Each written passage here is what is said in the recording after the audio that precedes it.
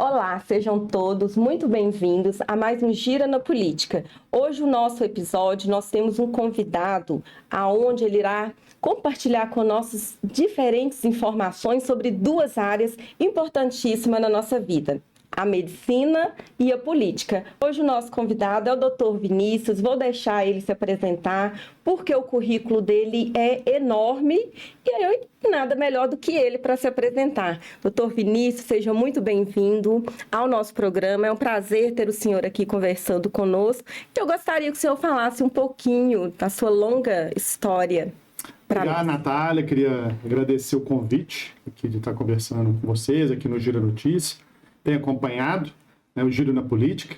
Eu fico muito feliz com esse convite. E a minha trajetória, eu me formei, começo pela medicina, que eu falo que a minha profissão é medicina. Me formei em agosto de 2010. Aí fiz medicina do tráfego, especializei em medicina do tráfego e medicina de família. Aí nesse meio tempo, né, da minha formação, eu fui candidato a vereador, fui eleito vereador em 2013. Depois fui vice-prefeito, né, eleito em 2016, candidato a prefeito na última eleição, e tenho trabalhado muito. Fui médico do posto do Angola, onde eu tenho um carinho muito grande. Mais de uma década, né? Foi. Tem muito tempo lá no Angola. Entrei como estagiário lá em 2007, como estagiário. Aí eu no estágio falei assim, vou voltar lá como médico. E voltei, fiz o concurso de Betim, passei, me efetivaram no Angola, então assim, tem um carinho muito grande. E lá do Angola, né, aí agora hoje, na Unimed, hoje o médico cooperado. Então assim, é uma trajetória com muito trabalho, 15 anos de medicina aí, mais de... Isso é novinho, né, doutor Vinícius? Um pouco novo, mas já bem experiente. Não, aí. com certeza. Eu formei com 20, eu entrei na faculdade com 19, formei com 25, aí fiz 2 especializações, fui vereador com 27, hoje 40 anos. Tudo aí. novo, tudo bem recente. Casado com a Poliana, Mariana, minha filha, 10 anos, formando agora, sábado, final de semana, formatura dela do 5º ano, então assim, me apaixona a minha vida. Doutor Vinícius, e a gente tem acompanhado que o senhor tem feito diferentes ações na cidade de Betim, como o senhor mesmo falou, dentro da medicina, também dentro da política. O senhor tem um carinho especial por Betim? Conta para nós. A Betim é onde eu vivi a minha vida inteira, né? Onde eu brinco muito com meu pai e com minha mãe, vocês foram só em BH. Eu só nasci em BH, nasci e vim para cá. Então, assim, minha vida toda aqui em Betim. O senhor sempre morou aqui em Betim? Sempre morei em Betim, estudei em Belo Horizonte, mas sempre ia e voltava, nunca morei fora. Comecei a minha vida médica aqui, comecei em Brumadinho, como médico em Brumadinho em 2010, mas em 2011 já estava aqui em Betim, vereador, vice, então você tem um carinho muito grande pela cidade. Tudo que eu tenho hoje, né, enquanto pessoa, enquanto profissional, enquanto político, devo muito à cidade de Betim. Então, assim, é uma forma também de retribuir para a cidade tudo aquilo que ela já me forneceu e me fornece. O carinho que eu tenho hoje com a população, o carinho que a população tem comigo é uma coisa... Inclusive a gente vai falar bem sobre esse carinho aí da população betinense com o senhor um pouquinho mais para frente. E onde que entrou a política aí? Porque a vida de médico, assim... quase que não tem vida, né? Não. E como que entrou a política? Eu sempre trabalhei muito, né? Tinha época que eu trabalhava mais de 90 horas por semana. Dormia 2, 3 noites no hospital por semana. Então, assim, uma loucura. Mas sempre gostei muito de cuidar das pessoas. E a medicina me dá essa ferramenta, né? Esse privilégio de cuidar das pessoas, né? De tratar as pessoas, de melhorar as pessoas. E a política também.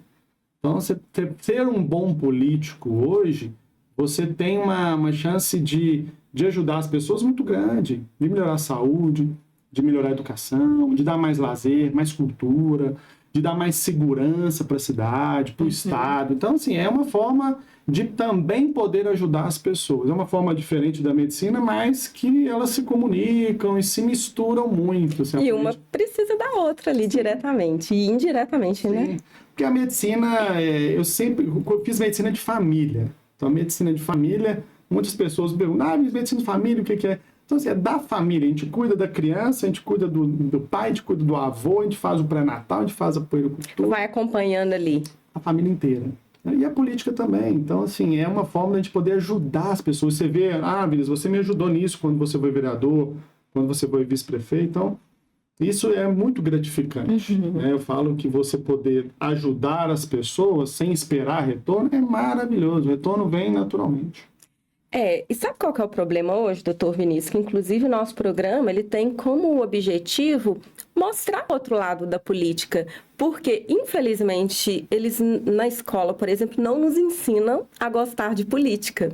E às vezes a pessoa, por questão partidária, eu não gosto de determinado político, não gosto disso, não procura nem saber qual que é a importância da política hoje para nossa vida, né?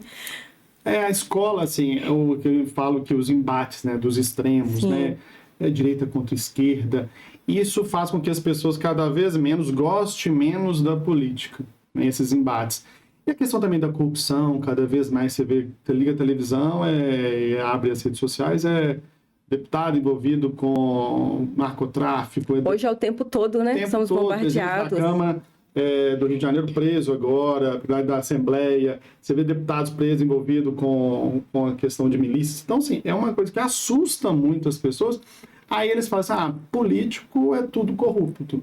E acaba também que isso afasta muitas pessoas disso. E as escolas também não tem, eu acho que deveria ter uma matéria de mostrar o que é político. O que é político. Exatamente, a importância dela. Política não é o político. É Sim. a política de habitação, é a política de saúde, a política... O que a política envolve? Se você compra um pão na padaria, o que a política está envolvida? Os impostos. Se você vai num posto de saúde e tem um médico lá, o que está envolvido ali? A política pública municipal, federal. Então, assim, a política é isso, não é transformar, trazer o político como sinônimo de política, não é. Sim, com certeza. Por isso que eu espero que quem esteja aqui assistindo o nosso programa comece a ter um pouquinho, assim, mudar um pouco essa visão.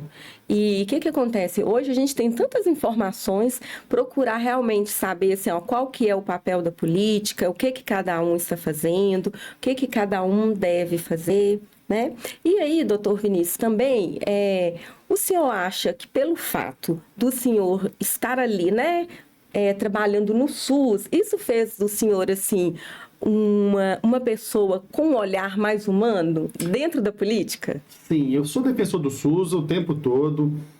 Eu trabalhei durante quase 10 anos aí no posto do Angola, só no Angola, mas tive experiências em Brumadinho, em São Joaquim de Bico, onde fui concursado também. E eu vejo que o SUS, eu falo, né, pegando a pandemia, vamos para o lado da pandemia, né? O tanto que nós trabalhamos e o tanto que o SUS fez com que as mortes que tiveram fosse menor. Porque se não tivesse o SUS, os outros países onde não tem esse sistema único gratuito, né, estruturado, muitas pessoas morreram, muito mais pessoas. Teve um número muito maior ali comparado ao nosso país. Sim. Então, assim, o SUS, né, os médicos, enfermeiros, técnicos, a estrutura todos ajudaram muito com que essa pandemia não fosse tão desastrosa. Foi muito para o país, mas se não fosse o SUS seria muito pior. E eu vejo o SUS, a forma... eu trabalhei muito tempo no SUS e as pessoas indo sem condições de pagar uma consulta, sem condições de comprar um medicamento, de pagar um exame. E você ter formas de ajudar essa pessoa, de atender, dar uma receita, dele sair com a receita, ir na farmácia pegar o medicamento, de conseguir fazer o exame, é maravilhoso. E isso mostra que o SUS, cada vez mais, eu falo muito, que a humanização do atendimento médico. E eu sou médico de família, do posto de saúde, e eu sempre falo, gente, a medicina do posto de saúde, que é da atenção primária, ela tem que ser valorizada, tem que ser estruturada. Isso fez com que eu levasse isso muito para a política também. O contato com as pessoas, o estar disponível, ajudar as pessoas naquilo que for necessário. Então, ajudou muito essa parte. Já era algo natural do senhor. Sim, não foi nada forçado, eu não fui criado, né? É uma questão que eu fui, né, sou médico e fui para a política para poder tentar ajudar um pouco mais. Então, foi uma consequência, né, da minha vida. Não foi nada, você vai virar político agora, não. E a gente sabe que não funciona, né? A pessoa, para ser qualquer profissão, jornalista, para ser médico, para ser professor, para ser... tem que ter o dom, tem que gostar. Não adianta querer fazer só para benefício próprio. A política é a mesma coisa. Tá? Por isso nós servimos, nós estamos para servir, não para ser servido. E até porque, aí voltando um pouquinho no que o senhor falou sobre a questão dos números da pandemia, provavelmente, assim, quem estivesse assistindo o nosso programa falasse, não, mas foi um número muito grande. Mas a gente tem que entender que a mídia, ela altera muito a forma como a informação chega até a pessoa. Então, quando a gente pega que o nosso país, que tem mais de 200 milhões de habitantes, consequentemente, a gente teria um número bem assustador. E aí, como o senhor está falando, que provavelmente se não tivesse o SUS, esse número pode ser que seria 3 vezes. Então, quando a pessoa ela fala assim, teve um número muito grande, tem que ficar claro que é isso também, né, doutor Vinícius? Porque o Brasil ele tem muitas pessoas. Então, consequentemente, seria um número grande. Sim, mas tem algumas ações ali que poderiam ser sido tomadas para poder tentar amenizar. Por exemplo, a questão da vacinação. Eu sou totalmente a favor da vacina. Eu vacino, meu cartão de vacina é atualizado da minha esposa, da minha menina, onde eu consulto. Eu falo, gente, cartão de vacina como é que tá? Tá atualizado? Então, assim, eu sou pequena, a medicina, ela é uma ciência. Sim, com certeza. Então, nós temos que acreditar na ciência. Então, quando a gente fala que as mortes poderiam ter sido menores, será que a gente tivesse investido mais na vacina? Tivesse sido mais rápido. Mais rápido, tivesse feito uma propaganda não de não vacinar, de uma propaganda de a vacina não funciona. Eu acho que o número de pessoas vacinadas poderia ser maior e o número de óbitos consequentemente menor. Não, e é uma coisa louca, né? Como assim sai, naquele momento, fala que a vacina não... Gente, não tem fundamento, né? Estávamos em uma pandemia, um vírus que a gente, nós médicos, eu fui uma das pessoas que em Betim que atendeu os primeiros casos de Covid. Suspeitam, era uma paciente, eu estava no hospital aqui em Betim, aí falei, Vinícius, chegou uma paciente da Itália com sintomas gripais. Então, a gente mexeu capote e tudo. E eu trabalhei, eu morei 6 meses fora de casa. Porque a Poliana, minha esposa, tem lúpus, é de alto risco. A minha menina, né, criança. A gente não conhecia qual que era a reação, que aquele vírus era tudo muito novo, né? Muito novo. Então, assim, o que a gente tinha era as experiências que tinham na China, na Itália, que foi chegando no Brasil. Tinha antibiótico que era prescrito inicialmente, depois não era mais, corticoide era usado antes, era usado só depois. Então, assim, muitas coisas foram modificando, atualizando normalmente. E a vacina era aquilo que a gente tinha de mais importante naquele momento. Então, acho que faltou um pouco de sensibilidade, um pouco mais de conhecimento mesmo em relação à vacina. Porque vão vacinar, já está comprovado que ela vai melhorar, se tiver a Covid, vai ser mais brando. Lógico, vão ter pessoas que vão vacinar e vão morrer, sim. Igual outras doenças, igual gripe, por exemplo. Tem pessoas que vacinam, pegam gripe, pneumonia e morrem também. Então, não podemos só pegar esses números. Então, acho que faltou um pouco isso, sabe? E o tanto que eu trabalhei, nós médicos da área da saúde, os enfermeiros, técnicos, e você vê alguns relatos desses, a gente fica muito assim, triste. Você imagina. Tô lá trabalhando, 6 meses fora de casa, vendo a minha filha e minha esposa por um vidro que separava. Eu fiquei 6 meses praticamente sem abraçar minha filha. Então, assim, olha isso. Aí você vê pessoas falando, não, a vacina não presta, não vamos vacinar, é só uma gripezinha. Pô, isso machucava muita gente, sabe? Assim, não é possível. Que isso vai Vocês ali fazendo de tudo. Mais um pouco, ainda tem pessoas que falavam isso. Então, assim, eu acho que se tivesse feito uma campanha diferente, uma campanha de vacinação, de conscientização, acredito que esses números poderiam ter sido menores. E tanto que a pandemia só cessou após as vacinações, né? Sim. Então, contra fatos não há argumento. E continuo vacinando, né? Eu continuo atualizando o cartão de vacina. Porque e as outras vacinas da hepatite B, tétano, então você tem outras vacinas que é importantíssimo vacinar. E eu sempre vacino e oriento para os pacientes. Vacine. O doutor Vinícius, como o senhor consegue conciliar a medicina e a política? O meu dia a dia. O meu dia a dia é isso. É o dia a dia de atender, de conversar, de ir na casa da Dona Maria, do seu João. Tomar um cafezinho. Então, falar com o Arnaldo depois que na próxima vez, né, um queijinho, um cafezinho pra gente aqui. Então já fica o convite. Tá, na Tá, próxima. pra você voltar. Vamos chamar que eu vou. Então, assim, a minha vida médica e política, ela se mistura. Então, assim, é muito natural para mim.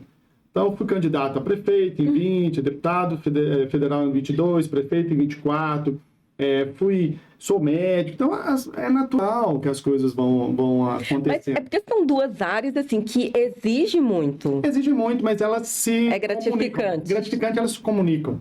Quando eu vou na casa da Dona Maria atender ela fala, Vinícius, mas a minha rua tem um buraco. Eu não consigo marcar a consulta no posto de saúde.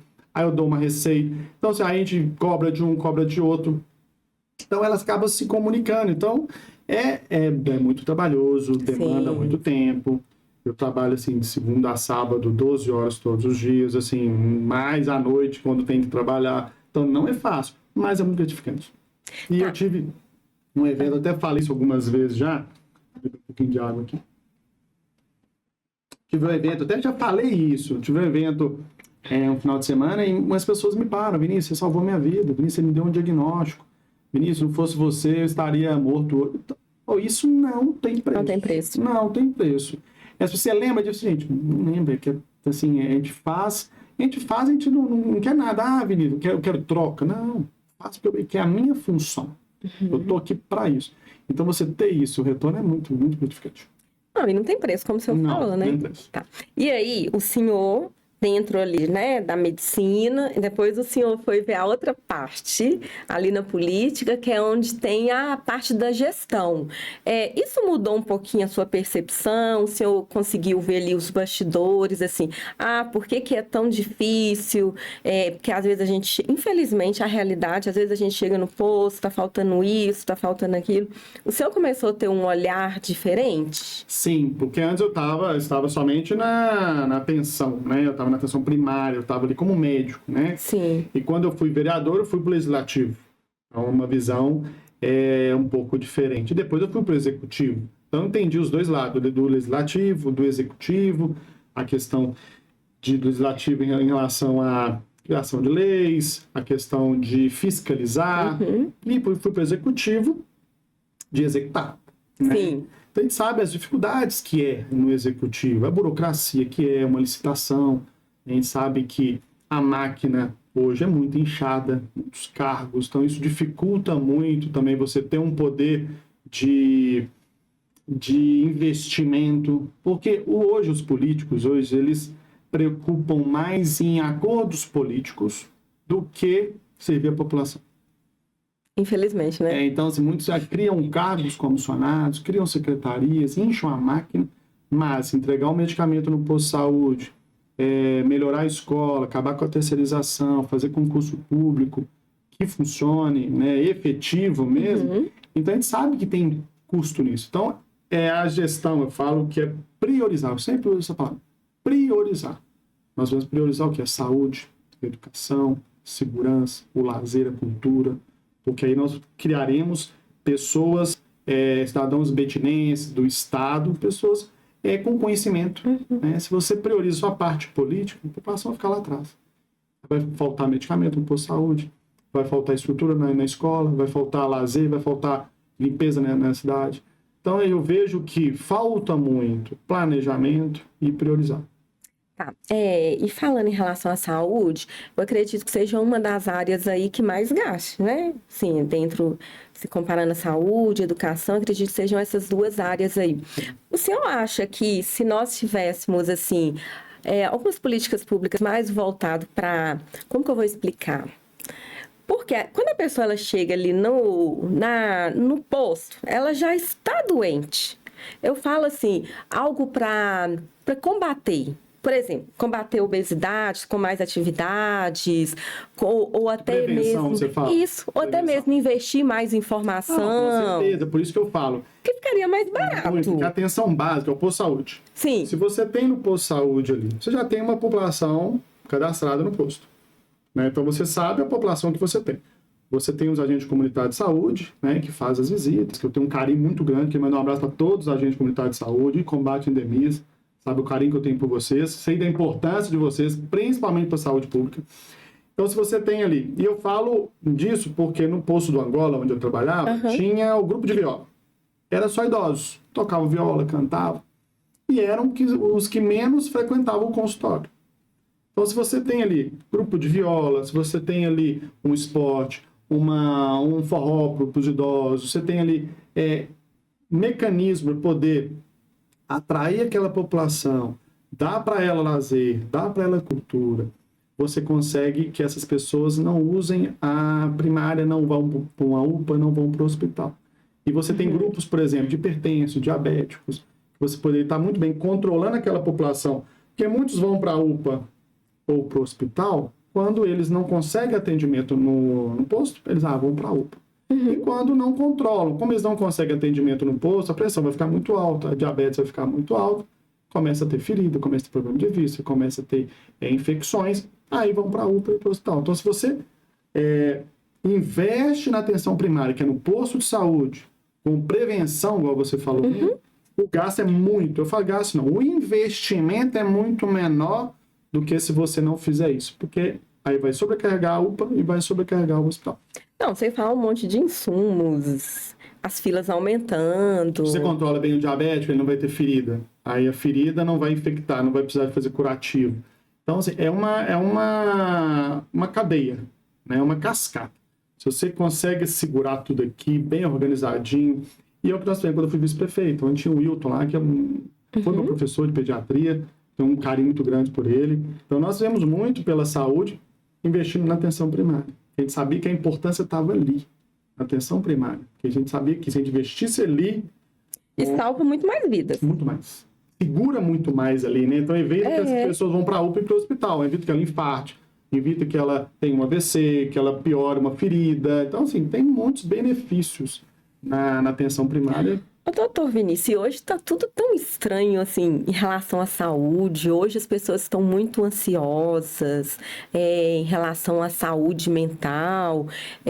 Por exemplo, o senhor acha que está faltando um olhar mais carinhoso para essa área? Para a saúde mental? Eu trabalho no pronto-socorro, trabalho em consultório também. O aumento de pacientes que chegam com sintomas somatizados, né? São aqueles sintomas, estou com dor no peito, mas quando você vai ver, é mais um quadro de ansiedade do que um problema de coração mesmo. Cada vez mais aumentando.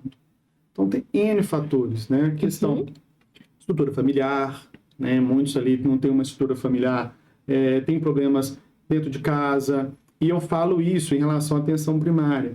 Como a gente faz? Porque eu falo o seguinte, médicos, os clínicos, né? Vamos falar dos clínicos. Eles cuidam ali da doença, a pessoa chega hipertensa, chega diabético, né? Tá ali, vai cuidar dali. O médico de família, ele vai até a casa da pessoa. Se a pessoa chega lá com um quadro de ansiedade, ele vai lá na casa dela e fala assim, por que tá com ansiedade? O que tá acontecendo aqui? Será que tá tendo alguma coisa de alcoolismo? Será que tá tendo alguma briga? Vai mais na raiz ali, né? Vai mais na raiz do problema. A gente consegue resolver, junto com os ACS, a gente consegue resolver aquele problema e a gente automaticamente resolve esse problema. Não é só medicar. A gente não trata a doença, a gente trata o quê? Toda a família, todo o social.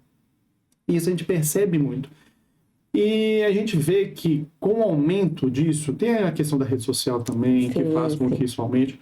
O mundo está aí, está aumentando. Então nós precisamos o quê? Aumentar a oferta, as pessoas têm que ter acesso a esse tipo de atendimento.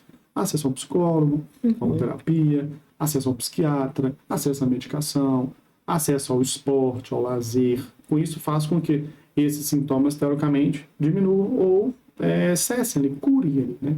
Mas são multifatores e falta investimento, falta priorizar e falta ter essa sensibilidade. A gente percebe muito também o aumento também de diagnóstico de autismo, né? Então a gente percebe isso. E Betim, eu falo Betim, assim, as pessoas, as mães atípicas, né, os pais atípicos, eles reclamam muito da falta de apoio, a falta de investimento. Então nós teríamos que ter vários centros em várias regiões de Betim para poder atender, porque a gente sabe que é caro. Não, além de ser caro, igual, por exemplo, eu vou falar assim, em relação à mãe atípica, por exemplo. Além de ser caro, a mãe tem que ficar praticamente quase por conta da criança. Sim, tem que deixar de trabalhar para poder ficar por conta. E aí? É isso aí. E como é que vai ser? Por que não fazem curso, né? Tem ali um espaço, olha só, um espaço ali Isso foi no plano de governo nosso tinha isso também, a casa do espectro autista, né? Para poder o quê? De doenças raras, porque ali poderia muito bem atender a criança, absorver ela, né? Com as terapias, com o fisioterapeuta, TO. E ali também tem um curso profissionalizante para as mães. Você por exemplo, você era professora, teve que deixar de dar aula para poder cuidar do seu filho. Mas você pode aprender a fazer, estou dando um exemplo, artesanato, tricô, mexer na rede social, poder vender, fazer um e-commerce aí. Então, assim, tentar ajudar aquelas famílias. Então, se a gente fizesse vários pontos disso na cidade, nossa, isso é um ganho muito grande. Eu acho que está faltando cuidar de quem cuida também? Cuidar de quem cuida também. Porque não deve ser fácil. Não. E a gente pega os profissionais hoje, são muito sobrecarregados.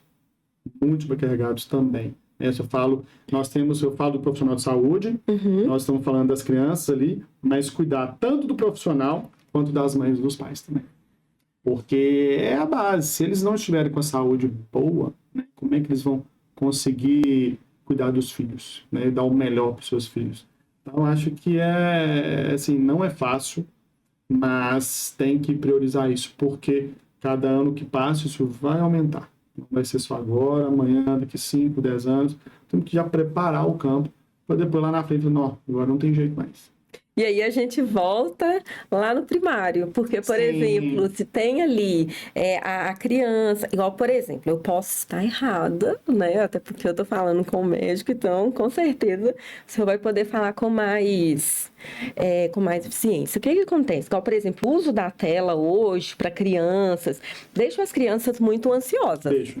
Né? Então, o que acontece? Se tiver ali uma informação para as mães, porque, doutor Vinícius, a criança, hoje a gente sabe que às vezes a mãe tá ali na correria, tá arrumando a casa, tem que trabalhar, ela chega... Mais fácil deixar um telefone, tomar tela ali. Porque ali o menino fica ali. Mas tem que pensar que isso vai trazer um problema muito grande. Exatamente. Mas, às vezes, o pai nem tem essa informação. Não. Eu acho que deveria, sim, começar, por exemplo, nas escolas, sabe? Ir lá fazer palestras, falar para os pais... Nos postos de saúde, gente, os profissionais estão aí, assim, nós temos profissionais capacitativos, muito capazes nas escolas, nos postos de saúde, para poder fazer isso. Então, assim, planejar, eu acho importante demais. Eu estou fazendo um estudo sobre os impactos das redes sociais no aprendizado dos adolescentes. E aí, eu descobri que causa uma fragmentação cognitiva. O que é essa fragmentação cognitiva? É quando a pessoa está ali na escola, mas ela precisa ter outra informação o tempo todo. O pai não sabe disso. Não. Porque a jovem chega da escola e vai pro quarto. Você não sabe que... Esse menino só fica no celular. Mas ele já está no celular porque, como eu trabalho... Precisa se alimentar daquilo. Isso, igual. Como eu trabalho com redes sociais, eu sei como que funciona a questão ele foi feito ali para liberar a dopamina, aí para a pessoa ficar dopado, ficar mais tempo. Mas o pai não tem essa informação. Só fala assim, esse menino fica demais no celular. Não sabe ele que o cérebro dele já está ali dopado em ver. Já tá ali precisando daquilo, né? Já. Vira um vício mesmo, né? E aí, impacta lá na escola. Eu vejo até minha filha, Mariana, ela fica um pouco no telefone, mas a gente fica sempre de olho. Quando ela é filha única, ela não tem irmãos. Quando vem alguma criança lá para casa, primos e tudo, ela brinca o dia inteiro, assim, nem pega no telefone. Então, não é fácil, mas falta isso também, tentar tirar a criança ali e dar uma atenção maior a ela também. Porque muitas vezes chega em casa, aí fica no telefone também, fica trabalhando de casa, então acaba não tendo tempo para a criança quer conversar, a criança quer ter você por perto, então acaba que dar o telefone na tela é mais fácil. E o que acontece também? Quando a pessoa ela vai ali utilizando o celular, o telefone, a gente tem que entender também que hoje o mundo é digital, não tem como a gente falar, não vou deixar o adolescente usar. Igual, por exemplo, tá vindo a inteligência artificial aí. Assim, faz parte. Tem que saber dosar isso e controlar. Nós temos ferramentas hoje, você consegue controlar o tempo de uso, né, do telefone, da rede social, você consegue controlar. Sim. Então, isso, controlar o que está assistindo, né, a questão de idade, então, isso é muito importante. Mas como é que você vai tirar isso da criança lá? Minha menina tem 10 anos, não vai usar telefone. Na escola hoje tem computador, então... Não, ela tem provas hoje no tablet. Então, assim, não vai? Não, tem que controlar. A tecnologia está aí. A inteligência artificial está aí. E ela, bem usada, ela é importantíssima. Nossa. É isso, é saber. Eu sempre falo brincando assim, como que a gente fazia as coisas antes sem inteligência artificial? Não, sem internet, ué. Quando eu era mais novo. Eu sou da sua idade, eu ué. era da época que a internet era discada. Era discada, me dava meia-noite no sábado pra poder, na sexta passar, poder ficar mais barato. Na MSN. MSN, Orkut. Assim, eu tô novo, mas tô tão novo. Não, também. Quando eu fui fazer comunicação social, em 2009, não tinha rede social, era o Orkut. Nós nos comunicávamos via e-mail da turma. Não, de escola, a gente dava Barça. Ia pra biblioteca Sim. do setup ali. Eu ia muitas vezes no setup buscar livro. Explica aí, por favor, para quem está assistindo, o que é a Barça. Eu faço, Mariana, você vai estudar, você pega a internet. Não, ela pega o telefone, ela desembola, assim, não tem de como. Aí eu falei assim, Mariana, na sua época, eu ia pro setup, pra biblioteca municipal, pegava o livro lá, estudava e fazia o trabalho. Vocês hoje não, vocês estão bem demais da conta. A Barça era o seguinte, os vendedores passavam nas casas... Barça era eram vários livros com várias matérias ali, era bonito assim. Que tinha uma probabilidade da professora dar um trabalho de um assunto ali, probabilidade. Quem tinha Barça era poucas pessoas. Não, só quem tinha dinheiro. Eu não tinha Barça, eu tinha outra. Não, eu não tive Barça. Era parecida com a Barça, não tinha Barça. Tinha uma outra que era parecida com a Barça, mas não era igual a Barça. Meu sonho era ter a Barça. Eu ia pro setup. O bom que a gente encontrava lá na biblioteca, só que eu gostava de falar muito. Aí eu chegava na biblioteca e tinha que ter aquele silêncio, mas era bom. Era bom. Pelo menos a gente copiava, escrevia. Doutor Vinícius, além disso tudo que o senhor faz, o senhor ainda faz atendimentos voluntários, né? Desde que eu me formei, na verdade, um pouco antes de eu me formar. Porque eu sempre gostei de ajudar, de atender, e eu vejo a necessidade, sabe? Eu vejo as pessoas me mandam mensagem, Vinícius, eu não consegui renovar minha receita, Vinícius, estou passando mal, não consegui atendimento. Então, gente, eu preciso ajudar essas pessoas, eu preciso fazer um pouco, doar um pouco do meu tempo para essas pessoas. E tem 15 anos que eu faço isso, uma vez por semana, 2 vezes por semana, eu tiro um tempo ali, vou para uma igreja evangélica, para uma igreja católica. Eu estava sábado agora na Santa Divisa, ali no Alto da Basileia. Associação de bairros, instituto. Tem um instituto que abraçou muito nós, que é o Instituto Olavo Kessler também, que é o Olavo, um amigo. Onde? Aqui em Betim? Na verdade, nós abrimos um em Betim e vamos abrir mais 3 institutos, Olavo Kessler. Esse instituto é com um projeto social. Tem ali aula de zumba, tem ali oficinas. Então, assim, para poder atender a população. E o Olavo... Com vulnerabilidade social ou qualquer... Sim, mas com pessoas que precisam, que não têm condições de pagar, por exemplo, uma aula de pilates, não têm condições de pagar uma aula de informática, uma aula de zumba, para poder o quê? Atrair essas pessoas, para poder dar um pouquinho de saúde, de cuidado, de conhecimento. E o Instituto Olavo, um amigo, um empresário, um amigo que a política me deu. Em qual bairro aqui? Aqui tem na colônia Santa Isabel. Ah, tá. Mas está abrindo agora no Rio Sul, no Novo Amazonas e no Petrópolis. No Petrópolis com o Jefinho, no Novo Amazonas ali Alvorada com o Chocolate, Sé Chocolate. E tem a Guarda Mirina na colônia Santa Isabel. Tá. Então, assim, e isso fez com que... Bom que tá expandindo ali, ó. Expandindo. E no estado todo. Tem também com o Denilson Gama lá em Brumadinho também, em Igarapé também tá expandindo. Então, no estado nós estamos levando isso porque o Instituto Olavo Kessler, junto com o Dr. Vinícius, que aí eu vou lá, atendo as crianças, atendo os idosos, rodo a cidade, rodo o estado, região metropolitana, poder levar saúde, levar cuidado. Então, assim, é maravilhoso poder ajudar. E você vê o tão importante isso para a população. Você fala assim, não, você vai lá atender, fazer uma receita, mas quando você vê o retorno disso, a pessoa fica muito feliz de estar recebendo aquele cuidado, aquele carinho. Muitas vezes as pessoas não querem só a receita, eles querem conversar. É um psicólogo também, né? Psicólogo também. O médico também não é só o médico, é um psicólogo. Não, e tem que ser, né? Sim. Em relação com o senhor está falando, que sempre fez, né? Esse trabalho voluntário. Inclusive, quando o senhor estava como vereador e como vice-prefeito? Sim, como vereador, como vice-prefeito, sem mandato, sempre feito. Tem 15 anos que eu sempre faço. O senhor vê isso como uma missão? Missão. Propósito de vida? Propósito de vida, missão. Nós estamos aqui para poder ajudar as pessoas. Nós não vamos levar nada dessa vida. E eu rezo muito, né?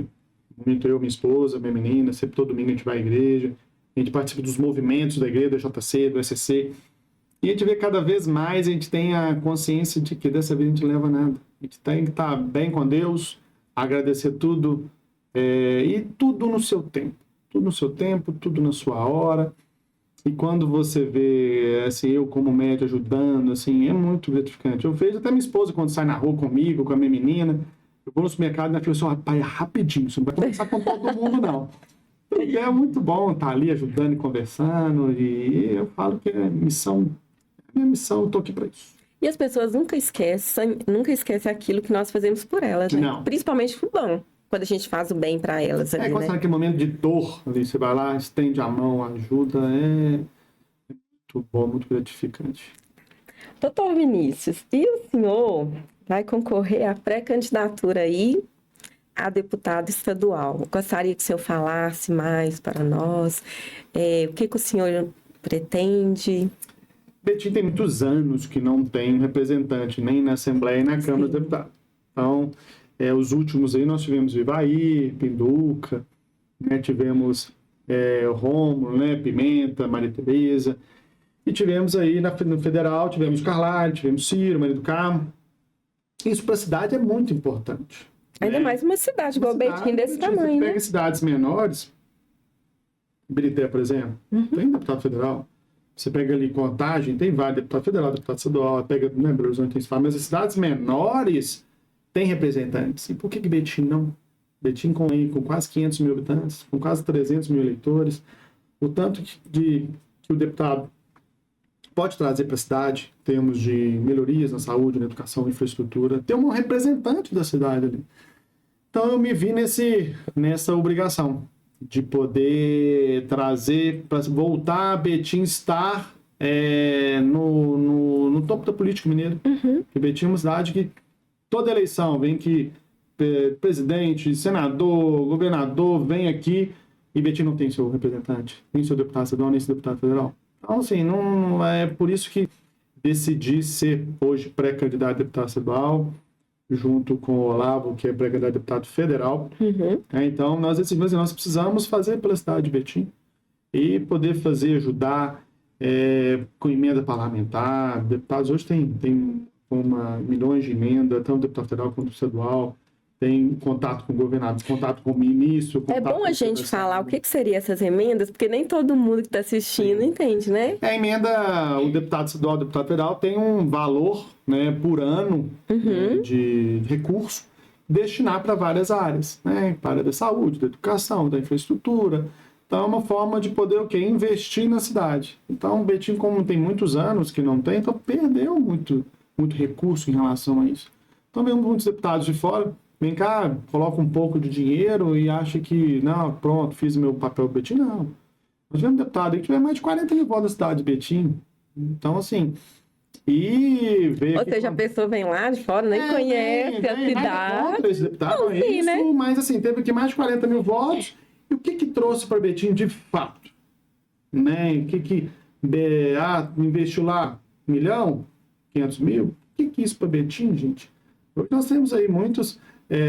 tem muita forma de ajudar a cidade de Betim, de ser deputado estadual ou deputado federal, tem como muito ajudar a cidade. Por isso que é importante as pessoas se atentarem para fazer uma boa escolha. Sim. Porque hoje, como eu te falei, né? Tem deputados presos aí em movimento com narcotráfico, né? Então, escolher bem as pessoas. Falo, quando você tem um bom deputado estadual, um bom deputado federal, você consegue fazer muito pelo seu estado, pelo seu país, do que você consegue fazer para o outro, não para si próprio. E aí eu volto a falar porque é tão importante as pessoas começarem a entender de política, porque a maioria nem lembra qual foi o último deputado, não lembra. Então a importância, assim, de poder acompanhar. Eu acho que tem gente que vai perguntar, vereador, não lembra, hein? E olha que a campanha foi tem pouco tempo, hein? Ano passado. E falando... as pessoas devem estar perguntando, vou só interromper um pouquinho, por que esse adesivo está aqui nesse bloco? Nem é época de campanha. Tá aqui, ó. Diga não ao aumento do IPTU. basta. Isso que é uma campanha que nós estamos encabeçando aí, né? Porque nós tem um projeto de lei na Câmara Municipal, vindo, né, da Prefeitura, com um aumento exorbitante no IPTU. Então, e na minha campanha para prefeito, nós fizemos a campanha de isenção de IPTU, de tudo. A gente queria um mínimo de que as pessoas tivessem gastos com IPTU. E esse novo projeto de lei tem lugares que aumentaram 3 vezes o IPTU. Em vez de, com a lei anterior, pagaria em torno de 500 e poucos reais. Hoje, com essa lei, se for, né, no caso, ano que vem, se for aprovada essa lei, vai para quase R$2.000 de IPTU. Falando de algumas regiões. A região central, um tamanho ali, 400 metros de área construída, que eram 14 mil, vai para 24 mil. Valor considerável, né? Então, eu peço a vocês, que está aqui nos assistindo, curtam, compartilhem, né? Vai lá na minha página, Dr. Vini, no Instagram, no Facebook, vê o que nós estamos fazendo, a campanha que nós estamos aí de frente para poder aqui cobrar, né, da Prefeitura, que os vereadores também tenham essa sensibilidade e não aprovar o projeto como ele está hoje. Porque nós não podemos continuar pagando por uma má gestão. E é importante também as pessoas ali cobrarem, né? Sim. Vão cobrar do seu vereador, cobrar... Afinal, eles deram ali o voto de confiança, justamente para estar ali lutando pelos direitos deles. Então, assim, é o vereador que vai votar o projeto, né? Então, é cobrar você aí, né? Cobre do seu vereador para não aprovar o projeto como está, porque vai aumentar o seu IPTU. E essa questão de, quem paga menos, quem ganha menos paga menos, quem ganha mais paga mais, é mentira. Então, fique atento a isso. E falando em relação à escolha, no ano passado, o senhor concorreu aí para a Prefeitura de Betim e teve 79 mil votos. É bem considerável. Assim. Não, muito considerável, né?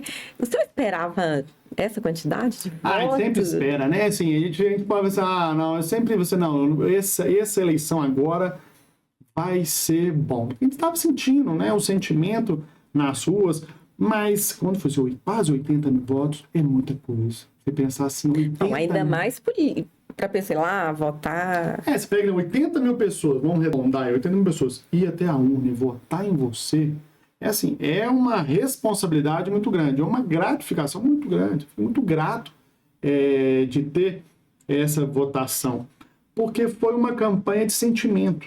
Foi uma campanha para você assim, não, cansei, agora nós queremos mudança.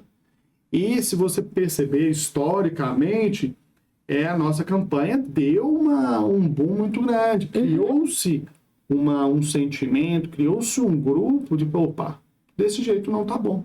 Nós queremos desse jeito. Nós tivemos uma vitória, uma derrota, né, eleitoral, mas tivemos uma vitória política. Porque não é uma derrota, de certa forma. Nós perdemos ganhando. Porque eu fui candidato em 2020 tive 7 mil votos.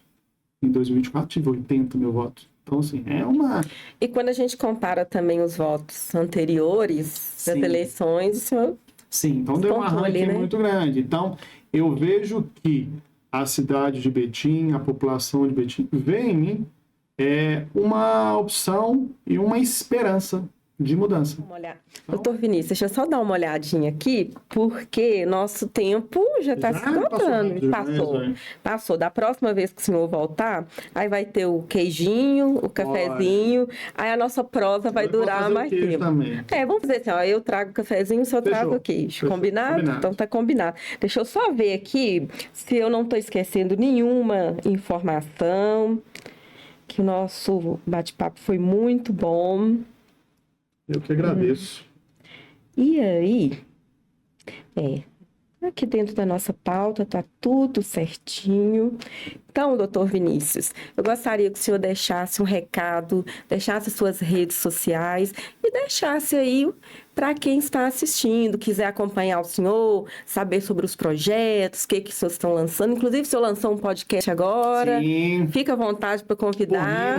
Por Minas. Então, tem café lá? Tem lá. Não, nossa, na última vez não teve, mas levar um cafezinho e um pão de queijo lá. Tá. Um queijo mais fácil. Vou ficar esperando o senhor me chamar para ir lá tomar um café. O prefeito lá o Renilton lá de Mateus Leme, sempre que você vai no gabinete dele lá, tem um queijo ali. Ele sempre abre um queijo e um café. Então, assim, Eu falei, gente, bacana, grava o queijo na hora. Então, Não, e quem não come um queijo? não, o mesmo queijo inteiro lá. Ficamos uma meia hora com o mesmo queijo inteiro. Então, Natália, eu queria agradecer muito, parabenizar vocês. Olha aqui. Tá? Parabenizar muito o Gira na Política, parabenizar o Arnaldo, você. E é um momento mesmo a gente conversar, um momento de descontração também. A gente sabe que a vida é muito corrida. E eu peço a vocês que nos acompanhem na rede social, você que está nos assistindo aí, no Instagram, no Facebook, Dr. Vinícius. Vão lá ver os nossos projetos, ver as nossas lutas pela cidade, pelo estado. Eu falo que a nossa luta, a nossa caminhada, ela não para, ela continua. Eu espero muito que vocês vão lá, curtam, compartilhem. E se Deus quiser, Natália, estou à disposição para novos convites, tá? E o queijo já está encomendado. Já. Não, agora que você falou que vai trazer o queijo, já se sinta convidado, tá? Muito obrigado. Eu que agradeço, tá? Agradeço por tudo, por disponibilizar, mesmo com a sua agenda corrida, né? Disponibilizou um tempo para vir aqui conversar com a gente, falar sobre política, que é um assunto importantíssimo para nós, tá? Eu te agradeço demais, tá? Obrigado. Bom, para você que assistiu o nosso programa, gostaria de agradecer, falar que o nosso programa, ele é idealizado pelo Gira Notícias e vocês assistirão o nosso bate-papo completo lá no YouTube, tá? Deixa lá quem é o próximo convidado que você quer ver aqui no nosso programa. E até o próximo.